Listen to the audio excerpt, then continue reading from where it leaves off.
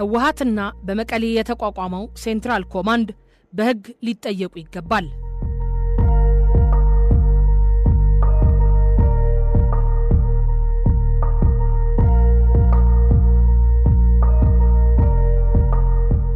ክልሎች ከተመሰረቱና በህገ መንግስቱ መሰረት ትግራይም አንድ ክልል ሆና ከተወሰነላት በኋላ ህወሓት የትግራይ ስልጣንን በብቸኝነት ነበር የተረከበው። ትግራይና ህዝቧም የ17 ዓመቱን ጦርነት ልትሸከም በመገደዷና ይፈራረቅባት በነበረው ድርቅ ምክንያት በሁሉም መመዘኛ ክፉኛ ተዳክማ ነበር። በሂደትም ጉዳዩ ያሳሰባቸው ግለሰቦች ትግራይ ተፈጥሮ የለገሳትን ሀብት ጥቅም ላይ እንዲውል አድርጋ እንዴት ማገገም እንዳለባት መንገድ የሚጠርግ ሳርት በሚል ስያሜ የሚጠራ የተሟላ ሊባል የሚችል ጥናት አድርገው ለውሳኔ ያቀረቡት ውሳኔም ተቀባይነት አግኝቶ ወደ ስራ መግባት ሊጀምር ሲል ፕሮጀክቱ ፈጽሞ ስራ ላይ እንዳይውልና እንዲቆም ታዞ በጆሮ ብቻ ተሰምቶ እንዲቀር ተደረገ። ቀፋፊው ነገር ከህወሓት አመራር ለምን ብሎ ጥያቄ እንኳን ያነሳ ለመኖሩ ነው። ይህ ጉዳይ የተፈጸመው አቶ ገብሩ አስራት የክልሉ የበላይ መሪ በነበረበት ጊዜ ስለነበር አቶ ገብሩ ተጣልቼ ወጥቻለሁ ካለና ከብዙ ዓመታት በኋላ አቶ መለስ ነው ያስቆመው። እኔ ከኃጢያቱ ንጹህ ነኝ ሲል ሰምቻለሁ። ሌላው ግን ዝም ብሎ ውሃ ውስጥ እንደገባች አይጥ ነው። ይሄ ግን በህዝብ ላይ ድርጅቱ ያኖረው ማዕቀብ አይደለም። በተጻራሪው ግን የህወሓት አመራር ምን አደረገ? ትዕምት የሚባል የህዝብን ገንዘብ በኃይል ያለ የህዝቡ ይሁንታ የሚቀማ ድርጅት ፈጠረ። የድርጅቱ አመራር ድርጅቱን ከፖለቲካ ድርጅትነት ወደ ነጋዴነት ወሰደው። ትዕምት የአገሪቱ ትልቁ የአንበሳ ድርሻ ያለው ሀብታም ድርጅት ለመሆን ቢችልም ድርጅቱ ግን ጣጣ ይዞ መምጣቱ አልቀረም። አንደኛ በትግራይ ህዝብ የተቋቋመ ተደርጎ ስለተሳለ የትግራይ ህዝብ ባልበላው ባልዋለበት የኢትዮጵያን ህዝብ ሀብት እየዘረፈ እንዳለ ተደርጎ ተሳለ። ሁለተኛ የህወሓት አመራሮች የትዕምት ሀብት አስጎምጂና ለዝርፊያ በጣም የተመቻቸ ስለነበር ትዕምትን ማንና የማን ዘር ኔትወርክ ተቆጣጥረው በሚል በአመራር ውስጥና በትርፍራፊ ለቃሚዎች መሃል ማቆያ የሌለው ቆሻሻ የሌብነት ጦርነት የሚካሄድበት ሆነ። ሶስተኛ የትዕምት ወይም ባላደራዎቹ ራሳቸው አመራሮች ቤተሰባቸውና ኔትወርካቸው ሆኑ። አራተኛ አለፍ ብሎ ጉርሻ እየሰጠ ከሚደረግ የኦዲት ስራ በቀር አንድም ቀን በትክክለኛ ኦዲት ሳልፍ ዘለቀ። ይግረማችሁ ይህንን መጽሐፍ በምጽፍበት ጊዜ እና አቶ ኃይለማርያም ደሳለኝ ጠቅላይ ሚኒስትር በነበሩበት ጊዜ ወደ ጠቅላይ ሚኒስትር ቢሮ ከጎረፉት መረጃዎች አንዱ የህወሓት ማዕከላዊ ኮሚቴ አባላት ልጆች ሆነው በህወሓት የስልጣን ጊዜ ቢሊዮነሮች የነበሩ እንዳሉ የሚያሳይ መረጃ ለማግኘት ችያለሁ። ሌብነቱ፣ ቅጥፈቱ ከመጠን ባለፈ ይከናወን እንደነበር ግንዛቤም የነበረኝ ቢሆን ራሳቸውን ማስተዳደር የማይችሉ እድሜያቸው ያልደረሰ ልጆች ሁሉ ዝርፊያ ውስጥ አሉበት ብዬ መገመት አልችልም ነበር። እውነታውን ሳገኘው ብቻ ሳይሆን የነማን ልጆችና እነማን መሆናችን መረጃው ካገኘው በኋላ ግን ከማመን ውጭ ሌላ አማራጭ የለኝም። እነዚህ ልጆች ካሁን ሸክምና ለወደፊቱ ደግሞ ለትውልዱ አደጋ ናቸው። እዚህ ላይ ግን ለዝርፊያ ተጋላጭ ትዕምት ተጠቀሰ እንጂ ዝርፊያው በሁሉም የህዝብና የአገር ሀብት ላይ የተፈጸመ ነው። ለምሳሌ በዘመነ ኢህአዴግ የኢትዮጵያ ቴሌኮሙኒኬሽን ተደራሽነቱ በአገር አቀፍ ደረጃ እንዲስፋፋ ትልቅ በጀት ተመድቦለት ስራውን እንዲሰራ ባወጣው ዓለም አቀፍ ጨረታ የቻይናዎቹ ግዙፍ ኩባንያዎች የቻይና ሁዋዌና ዜድቲኤ ተወዳድረው ነበር። ሁኔታውን በቅርበት ሆነው ሲከታተሉ የነበሩ ሰዎች እንደነገሩኝ በዚያን ጊዜ የገቢዎች ሚኒስትር የነበረው የስብሐት ነጋን የእህት ልጅ ያገባው አቶ ጌታቸው በላይ የሚባል ሰው የቴሌኮሙኒኬሽን ቦርድ ሰብሳቢ ነበር። ታዲያ ስብሐት ነጋ በጌታቸው አማካይነት በጨረታው ዜድቲኤ አሸናፊ እንዲሆን አድርጎ መጀመሪያ $3 ሚሊዮን፣ ቀጥሎ $2,500,000 በድምሩ $5,500,000 እንዲወስድ ተደርጓል። ይህንን ካደረጉ በኋላ ግን ሁኔታው አሳስቧቸው ጌታቸው በላይ ሚስቱና ልጆቹን ሰብስቦ ሹልክ ብሎ ከሀገር እንዲወጣ አድርጎታል። ይብላኝ የተዘረፈው አገርና ህዝብ እንጂ እነሱ ዞር ብለው ተንደላቀው እየኖሩ ነው። ሰዎች ከሆኑ ግን ህሊናቸው የሌባ ቁስል እንደቆሰለ ነው። ይህ ማሳያ ነው እንጂ ህወሓት ኢህአዴግ ዲሞክራሲውን ደፍጥጦ በሰራው ልማት ልክ በተለይ በአመራር ውስጥ ብዙ ሌቦች ፈጥሯል። መከላከያ ሆነህ ምናልባት በመከላከያ ያለውን ጥፋት ሌቦቹ ኮቴ ለማጥፋት ጥረት እያደረጉ ስለሚሰርቁ በትግል ቢሆንም በቅርበት የማየትና የመስማት እድል ታገኝ ይሆናል። ከመከላከያ ውጭ በሲቪሉ የሚፈጸመውን ጥፋትና ስርቆት ግን እኛ ሬንጀር ለባሾች ከርቀት በሜዳ መነጽር ያውም ጊዜው ካለፈ ካልሆነ የማየት እድሉ የለንም። ሌላው በጣም አስገራሚው አስገራሚ ላይሆን ይችላል። ህወሓት ኢህአዴግ ተቋም ወይም የህዝብ ተቋም ትውልድ ተሻጋሪ ተቋም አይወድምና ለምሳሌ ያቋቋመው በዋናነት ሊያሸማቀቀው የሚፈልገውን ባለስልጣን የሚያሸማቀቅበት ጸረ ሙስና ኮሚሽን የሚባል መስሪያ ቤት አለ። ነፃ ሆኖ በየትም ይሁን በየት የህዝብን ንብረት እንዳይመዘብር የሚሰራ መስሪያ ቤት አልነበረም። ነፃ ሆኖ በአግባቡ ከሰራማ የእያንዳንዱን መሪና የየቤተሰቡን በር ሊያንኳኳ ነው። አቶ መለስ ዜናዊና በዙሪያቸው የነበሩ አመራሮች እንደ ትዕምት ሀብታምና ለስርቆት የተጋለጠ ድርጅት እንደሌለ ያውቁ ነበር ብቻ ሳይሆን ትዕምት እንደዛ እንዲሆን አድርገው ነበር ያቋቋሙት እና ለ10 ዓመታት ያስተዳደሩት። በትግርኛ አንድ አባባል አለ። እሱም እንደ አቡ ሐያ እንት ወረረስ አደካ ህወስ የሚል በአማርኛ የአባት ቤት ሲዘረፍ አብረህ ዝረፍ እንደማለት ነው። አቶ መለስም የትዕምት ሁኔታ በምሳሌ አባባሉ እንደተገለጸው ሆነባቸውና በሂደት ሚስታቸውን የትዕምት ኃላፊ አድርገው በመሾም አገባደዱት። የህወሓት ማዕከላዊ ኮሚቴ ባልና ሚስት ቤተሰብ፣ የህወሓት ስራ አስፈጻሚ ባልና ሚስት ቤተሰብ፣ የፖለቲካና ኢኮኖሚ ቁልፍ ቦታዎች ባልና ሚስትና ኔትወርክ ቡድኑ ይህንን ይዞ አጨራረሱ የራሴ የሚለውን ህዝብ ከማደህየት የመብት አፈና ከመፈጸም በኢትዮ ኤርትራ ጦርነት ምክንያት በሰላም እጦትና ትግራይ ክልልን እንደ ክልል ወደ ጦርነት ካምፕነት ቀይሮ ለ10 ዓመታት ከተጓዘ በኋላ አጨራረሱና ምርጫው ያቺ የሚችላትን የማይነካ ነክቶ ትንኮሳ ፈጽሞ የራሱን ህዝብ ለማስመታት ሌላ ምን ማድረግ ይችል ነበር? ለዚህ ነው ወያኔ ኢህአዴግ ኢሰፓንና አርበኞች ግንቦት ሰባትን እንደ ድርጅት ጸረ ህዝብ ወንጀል ፈጽሟል ብሎ ወደ ህግ እንዲቀርቡ እንዳደረጋቸው ሁሉ ህወሓትም እንደ ድርጅት ለምን ወደ ህግ ፊት አይቀርብም? እንደ ድርጅትም በህይወት ባይኖርም እንኳ በነበረበት ጊዜ ለፈጸማቸው ወንጀሎች የሚዳኘው ህግ ያስፈልገናል የምለውም ለዚህ ነው። የህወሓትን ጉዳይ በፍትህና በፍትህ ብቻ መቋጨት ያለብን አይመስላችሁም?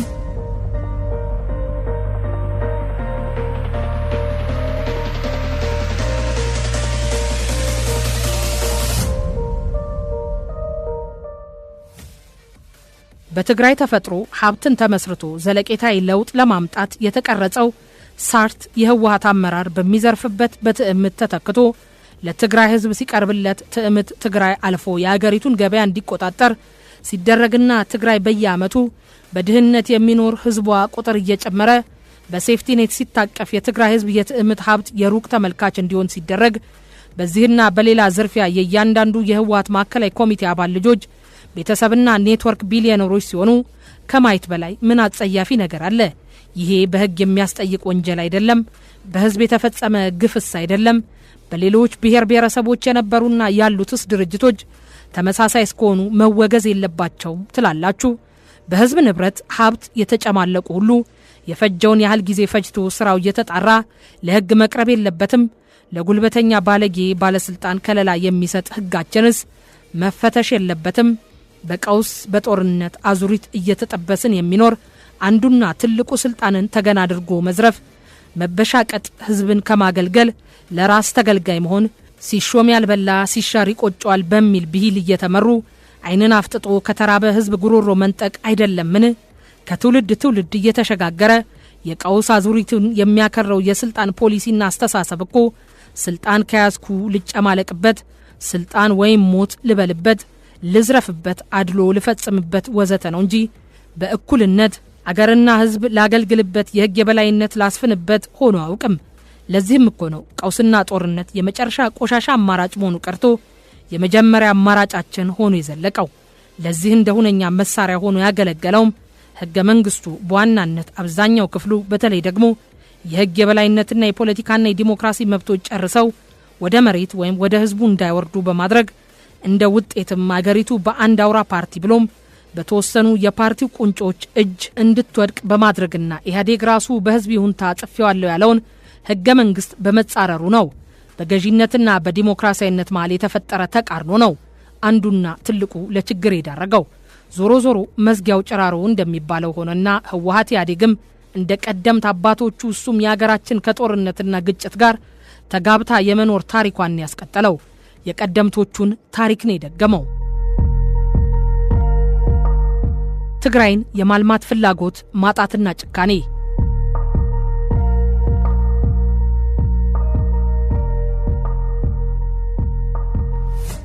ከሜቴክ ወይም ሜታሊክ ኢንጂነሪንግ ኮርፖሬሽን ኃላፊ ጀነራል ክንፈ ዳኘው ጋር ያደረኩት ቆይታ በህወሓት ኢህአዴግ ዘንድ ትግራይን እንደደቀቀች የመተው ፍላጎት እንደነበር ጉልህ ማሳያ ነው።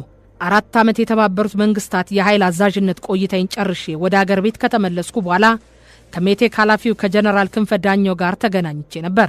ጀነራል ክንፈ ዳኘው በኃላፊነት ከኔ በታች ቢሆንም እያፈራረኩ 2-3 ጊዜ ነበር በስራ ቦታው ቀጠሮ ጠይቅ ያገኘሁት።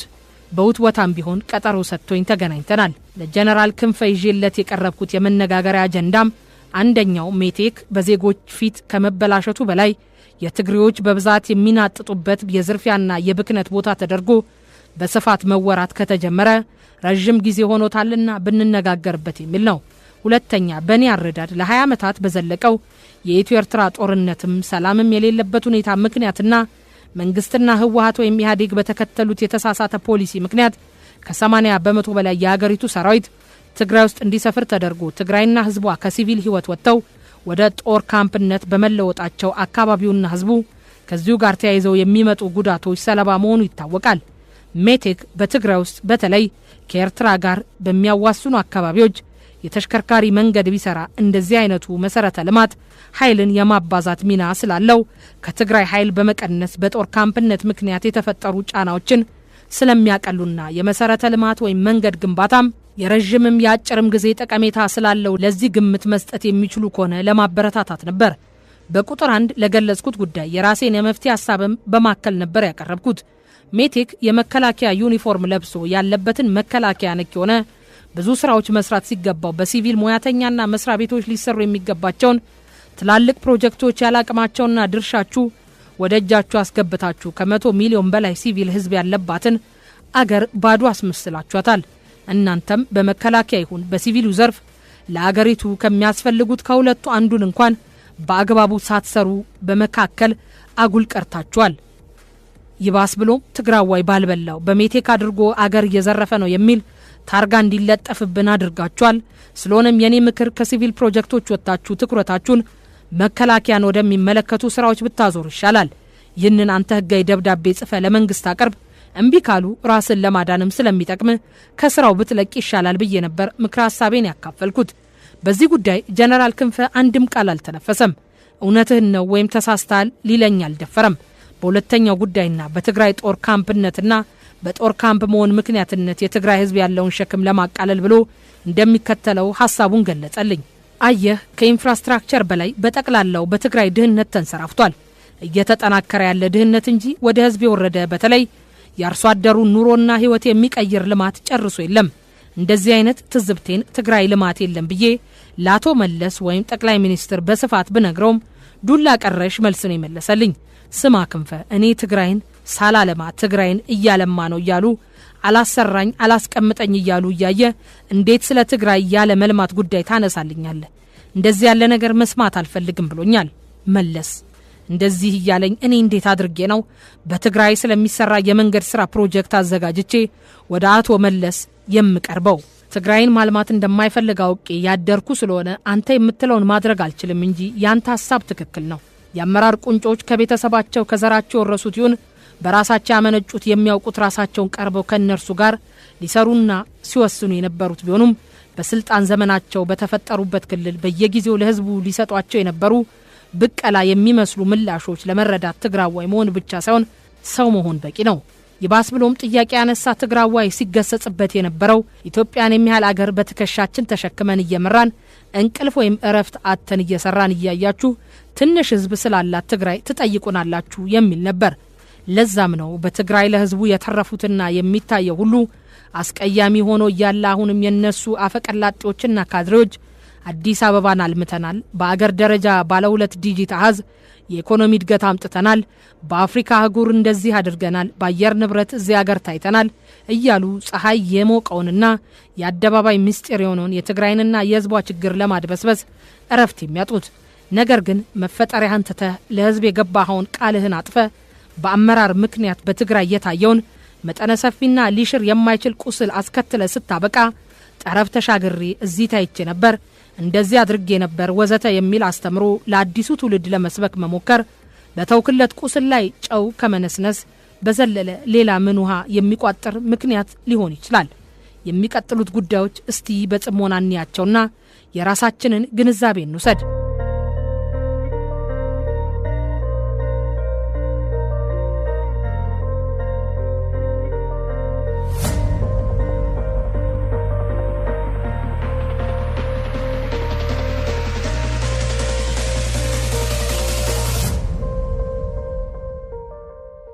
ህወሓት የኢትዮ ኤርትራ ጦርነት አያያዙን በማበላሸትና በማኮላሸት ከኤርትራ ጋር የሚዋሰኑ ህዝቦች ከ20 ዓመት በላይ ያስከፊ የጸጥታ ችግር ሰለባ እንዲሆኑ አድርጋለች። በዚህ ጉዳይ ላይ ህወሓት ላጠፋው ጥፋትና ላስከተለው ጉዳት ተጠያቂ መሆን የለበትም። የህወሓት ኢህአዴግ ቁንጮ አመራሮች ከደርግ ጋር በነበረው እርስ በርስ ጦርነት በተለይ የህወሓት ሰዎች ለትግራይ ህዝብ የከዱትን ቃል አልበቃ ብሏቸው የአዲስ አበባን ስልጣን ከያዙ በኋላ በየ5 ዓመቱ የምርጫ ይሁንታ የሚሰጣቸውን የትግራይ ህዝብ የሴፍቲኔት ጥገኛ ድህነት ተንሰራፋበትና ከሚገባው በላይ ከድህነት ወለል በታች ሆነ ህዝብ አድርገውታል። ይህ ደግሞ በትግራይ ለህዝቡ የሚሆን እድገት እንዳይመጣ በማድረጋቸው የመጣ ጣጣ ስለሆነ ሊያስጠይቃቸው አይገባም። በኢህአዴግ የስልጣን ዘመን በተለይ ስብሐት ነጋና ተክለወይኒ አሰፋ ወይም የማረት ስራ አስኪያጅ በየአመቱ በቢሊዮኖች ብር እየመደቡ እነሱ የማይፈልጓቸውን ሰዎች የሚገድል የሚያጠፋ የሚሰውር ስውር የሆነ ሳልሳይ ዓለም ወይም ሶስተኛው ዓለም እየተባለ የሚጠራ የገዳዮች ቡድን ነበራቸው። በዚህ የገዳዮች ስውር ኔትወርክ ብዙ ግለሰቦች አጥፍተዋል፣ ብዙ አካል አጉድለዋል። ይህ ታዲያ በህግ አያስጠይቅም። በኢህአዴግ የስልጣን ጊዜ በየ5 ዓመቱ ምረጡን እያሉ የኢትዮጵያን ከፍተኛውን የስልጣን እርከን ሲቆጣጠሩ፣ በትግራይ ግን በየአመቱ ሌላውን አልኮል ሳይጨምር በፋብሪካ ዋጋ የ17 ሚሊዮን ብር ቢራ የሚጠጣ ትውልድ ፈጥሯል። ይህ ሌሎቹን አልኮሎች ሳይጨምር ነው። ትግራይ ከሌሎች ክልሎች በባሰ ወንጀል የሚፈጸምባት ክልል እንድትሆን ሰርተዋል። ትግራይ ለህዝቡ ምንም ደንታ በሌላቸው ለስራው ጭራሽ በማይመጥኑ ለአቶ መለስ ግን ቁጭ በድግ በሚሉ ሰዎች ለ10 ዓመታት በአድርባይነትና ከእውቀት ጋር በተጣሉ ካድሬዎች የስርዓትና የህግ የበላይነትን እየተጠማች የቆየችው የትግራይ ክልል በቅርቡ ወዳየነው አስከፊ ጦርነት ተዳርጋለች። ይህ ታዲያ በአደባባይ በፍርድ አያስጠይቅም። የህወሓት አመራሮች በማን አለብኝነት በአገር ደረጃ በፈጸሙት ጥፋት የእነሱ ዳ ከፋይ የትግራይ ተወላጅ እንዲሆን አድርገዋል። ስሙ ህብረተሰባዊ ማንነቱ በሌሎች ፊት ጥቁር ቀለም ቀብተውታል። ለዚህ ወንጀላቸው ታዲያ ሊጠየቁ አይገባም።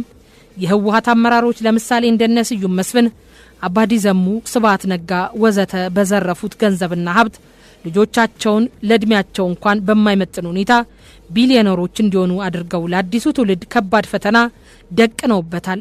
ይህ አያጠያይቅም።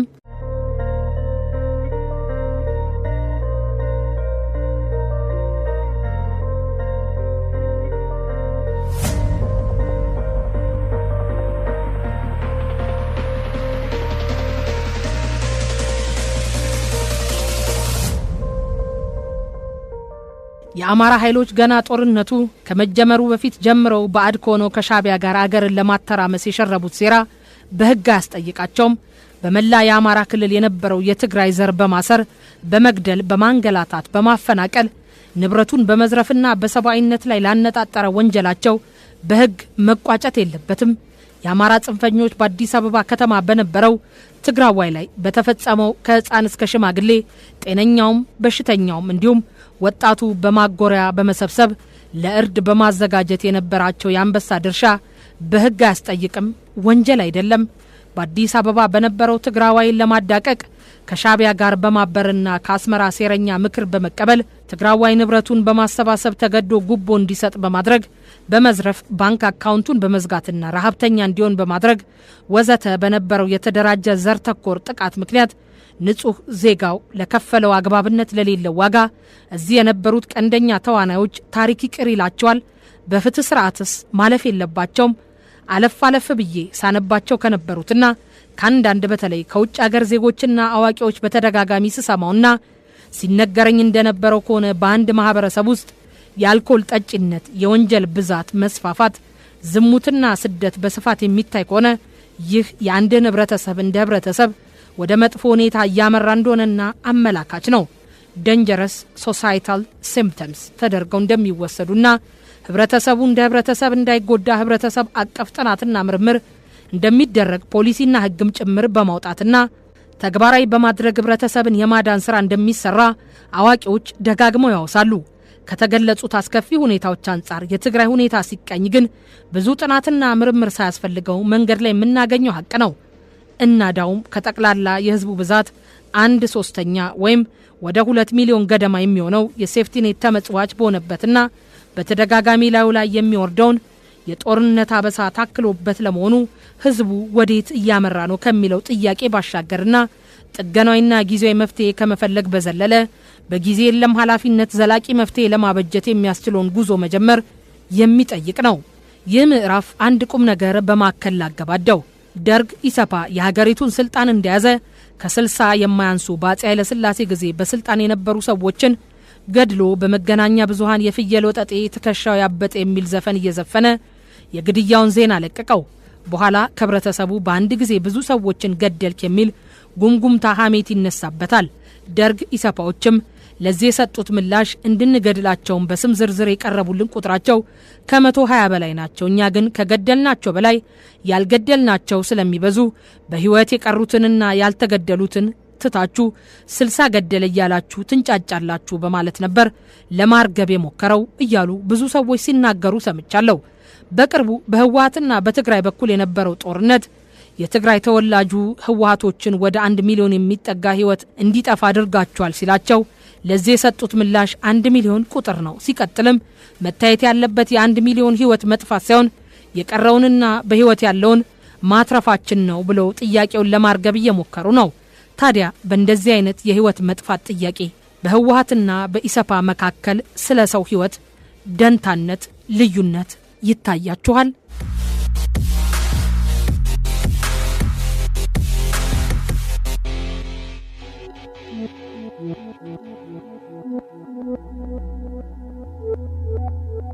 ቀጣዩን የትረካውን ክፍል ለማድመጥና በቋሚነት ለመከታተል ቀጣዩ የትረካው ክፍል ሲለቀቅ ማሳወቂያ እንዲደርሶት ቻናሉን ሰብስክራይብ እና ሼር ያድርጉ። የደወል ምልክቱን ይጫኑ።